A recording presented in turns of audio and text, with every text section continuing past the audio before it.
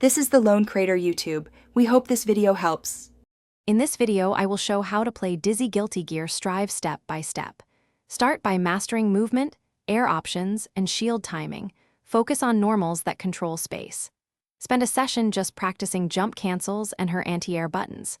Next, drill a simple bread and butter combo until you can hit it under pressure. Finally, record sets to review mistakes and build confidence in match situations.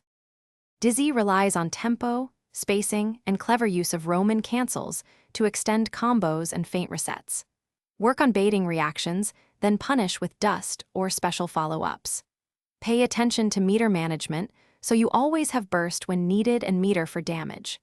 Train specific scenarios like corner confirms and whiff punishes until your reactions become automatic and consistent in casual and ranked play. If you're finding this video helpful, please subscribe and give it a like to support the channel. Quick recommendation: bring your space to life with the Echo Dot smart speaker for clear audio while you train and funny sound cues during matches. It's a small upgrade that makes practice sessions more enjoyable. Check the description for the link and other deals. Now let's get back to the video. Build a compact combo that works from multiple starters, like crouch confirm into dust into air follow-up and a Roman cancel finish. Practice timing for each link to avoid drops and adjust for opponent height. Develop a few safe block strings and an unblockable or frame trap setup to open defenses.